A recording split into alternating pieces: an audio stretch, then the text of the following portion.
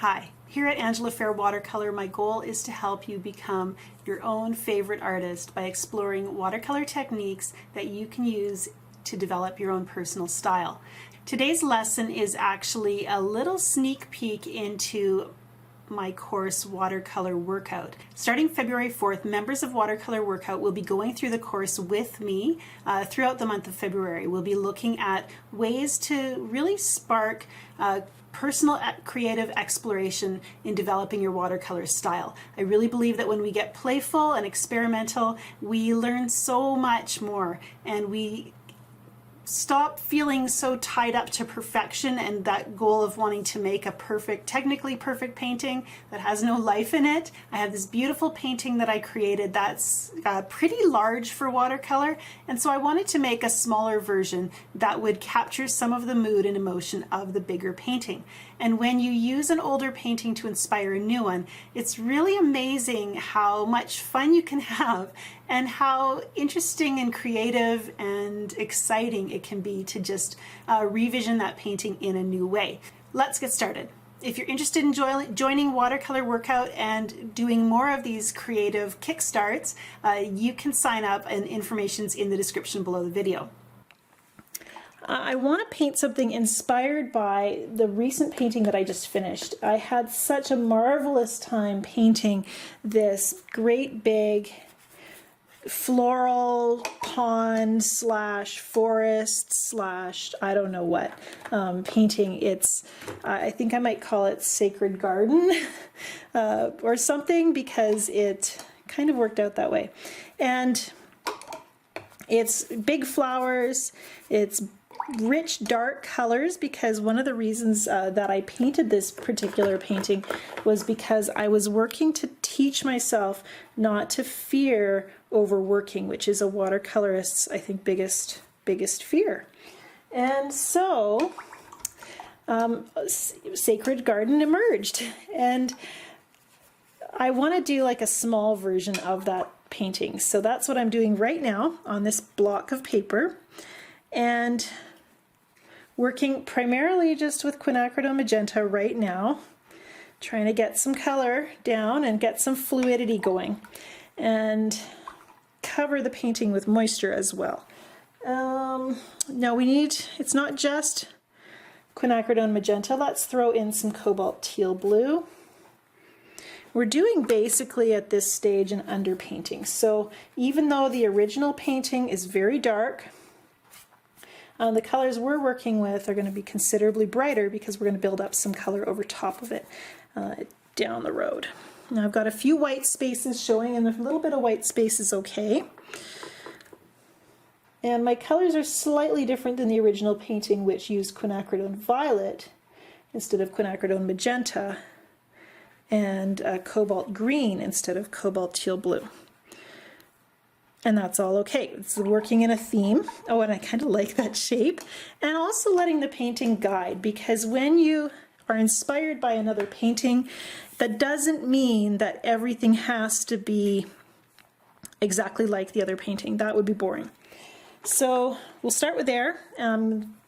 Let this set for just a second. There's some really interesting watermarks because I've got a variation of how much water. There's a puddle here, but over here it's just damp.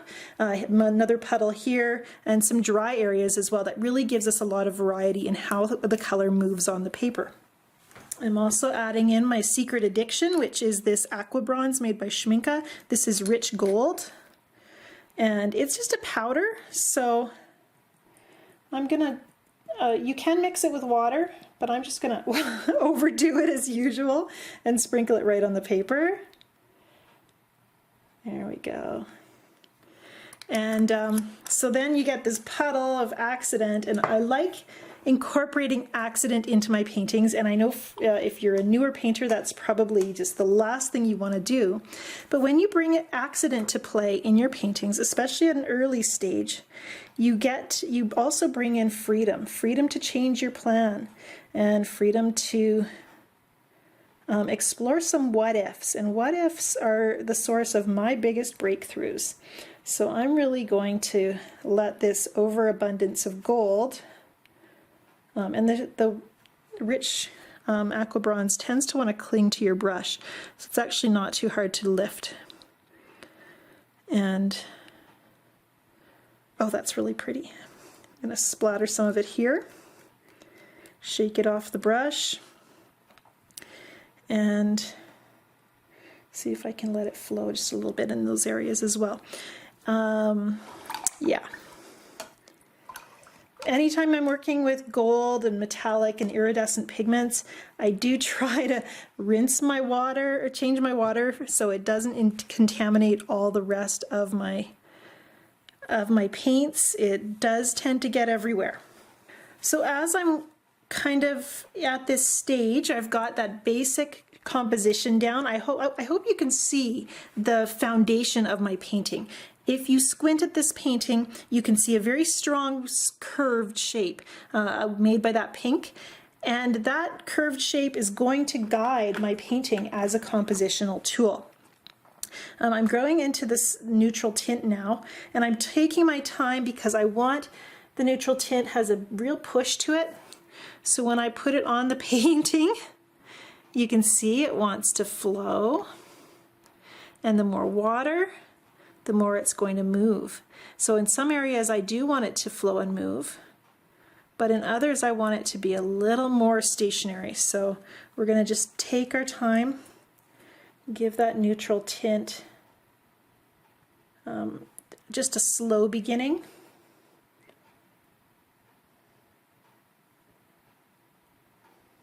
And I'm going to take it slow also because I don't want it to take over. I like adding dark. Again, we don't want to be afraid to overwork the painting. We don't want to be holding back out of fear. That's no fun. So you got to do the courageous things sometimes. Oh, it's really pretty. Look at how the gold contrasts with the neutral tint.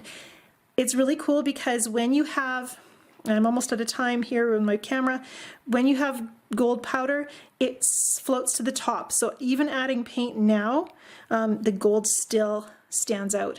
And so yeah, I can't cover up the gold, but in this case I don't really want to, so I'm happy.